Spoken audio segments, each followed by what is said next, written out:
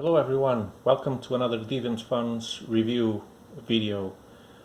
This time I bring you for the second time Matt Kint, the all-in-one guy. He does the stories, he does the paintings, the drawings,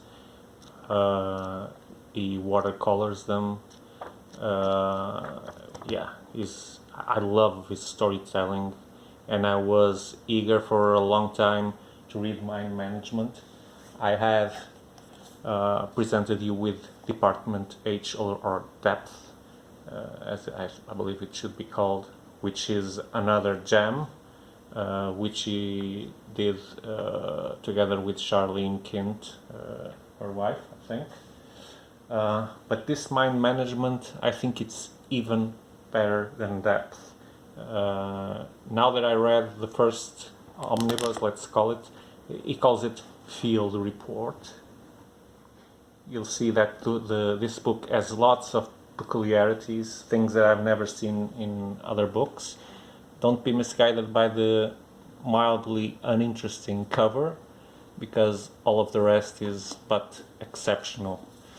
So this book is about Mind Management, which is a secret organization that has been around for some time, since the 1920s,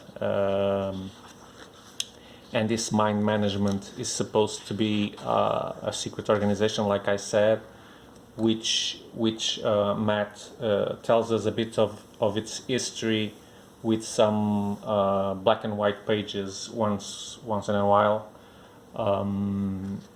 And this is an organization that recruits people with psychic abilities out of the ordinary. You can have, for example, people that can make you do stuff if you believe they can make you do it. If you really believe it, he'll meet you halfway, and then it will actually happen.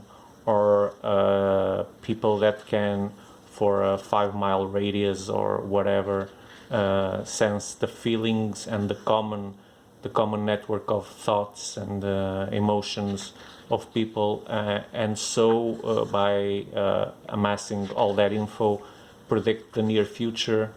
What else? There's lots of different abilities. There's a shady entity that is not very explored here, but is behind the whole evil plot, which is called the Eraser. And the Eraser is able to, like the name says, erase selectively your memories. And by the way, in the book it is told that not all memories are easy to remove. And if you take a look at the page, you'll see that it has things on its borders, like if it was really a field report. And then it has things even weirder as original. I haven't seen it anywhere since. Let me try and find it, which is a small story. Here it is, a small story happening as you read through the book. There's on each page a description of a story that you don't quite understand, so you're reading two stories at the same time, and only later on in the book do you understand what you were reading. It's very, very interesting. Then there's lots of ads with hidden messages, because there were also psychics that would do ads that would lead people to do stuff. So this organization is then inserted into main events that happened in our history, like governments being overthrown, massacres, everything you can imagine, Kennedy's assassination, things like that. It is not much explored here, but it does have references to things like that. So in this book, what we do is we accompany the main character called Meru, and we accompany her through her voyage of self-discovery. She has some weird memories that she can't quite piece together. She has written a very successful book, and she is on the creativity gap now for 2 years, and she's really getting desperate for money. Her life really sucks now. And then she sees something strange in the news. She hears about a flight 815, where everyone has had their memories erased. They don't know what happened, and there's a passenger missing there. And so she thinks of it. It kind of touches her in some way. She can't really tell how and why, but one thing she is sure: that story could lead to a very, very good story for a new book. So she starts seeking clues and she first finds someone that saves her from her first peril, an encounter with these two guys. These two guys are two special psychic powered beings or people. They're called the immortals. The immortals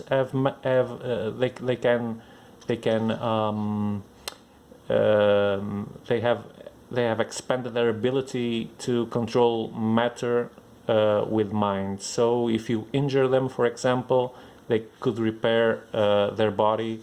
Hence the nickname Immortals.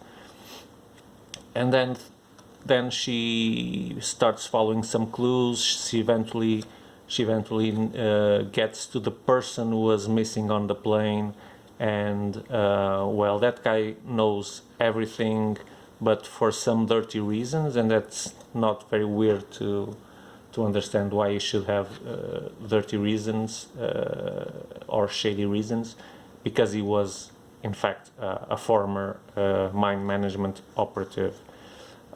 So he gives some things away, but she always senses that he's not telling the whole truth, because he isn't. Not at all. So it's basically that she unveils more and more, keeps escaping from the attempts, because the mind manager former agents are trying to kill her. She can't quite understand why, and she's protected by these former agents also who have rebelled against the corporation. And note that mind management doesn't exist anymore. It was cancelled by the government because the government had its hands on it. But this Eraser character is trying to bring all the ex-officers together to restart the movement and to cause havoc and gain power, basically control the world, right? It wouldn't be difficult with the kind of powers these guys have.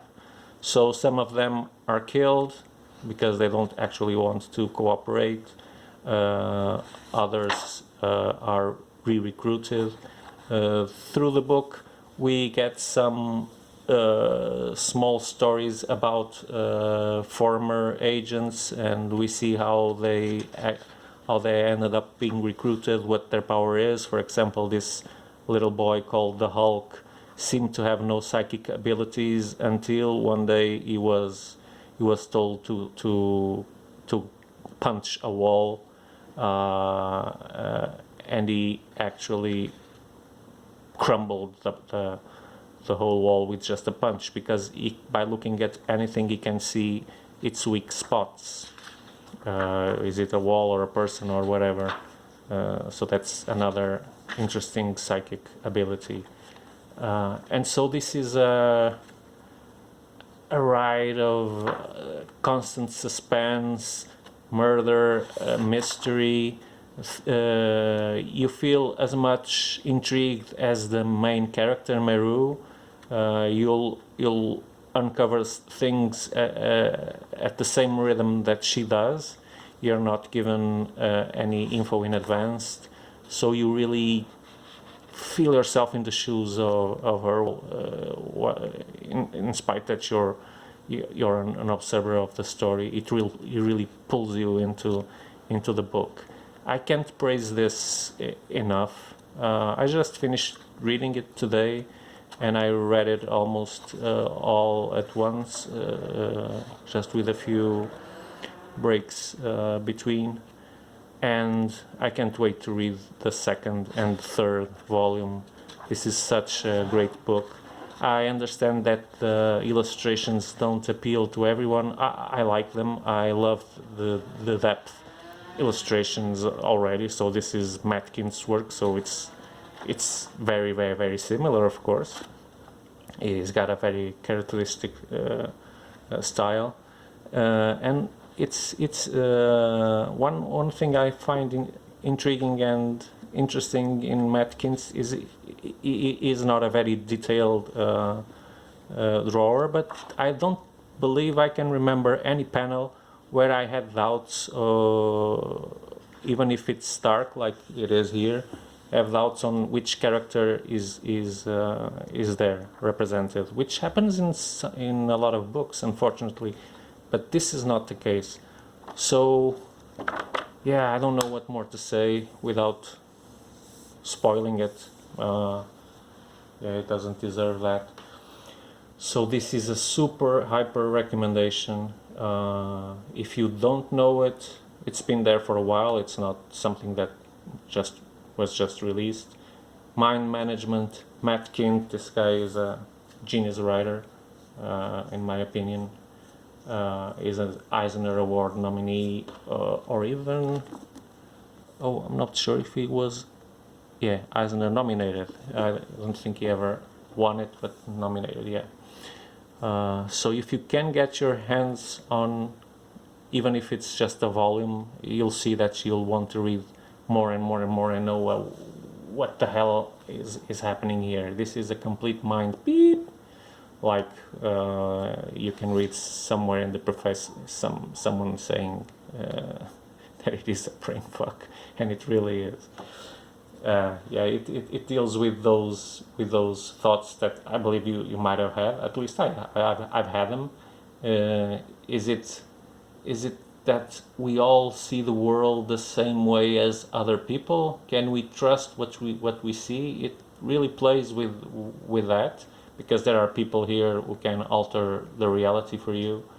But I was always intrigued with that perspective of, when I'm looking at something, well, I see this, but the next person to me, does she really see it exactly the same way, or is a representation, her own representation of it, which is different than mine, but they're essentially the same? It's very philosophical, and but I have always had that thought in my mind, and this book plays with it wonderfully. So Mind Management, Matt Kindt, Field Report 1 of 3. Go get it if you want. Buy it from us, and don't forget to follow us on YouTube, Instagram, mostly Facebook, and of course visit our online shop at www.deviant.fun.biz. So see you around. Don't miss this one, please. Bye. See you.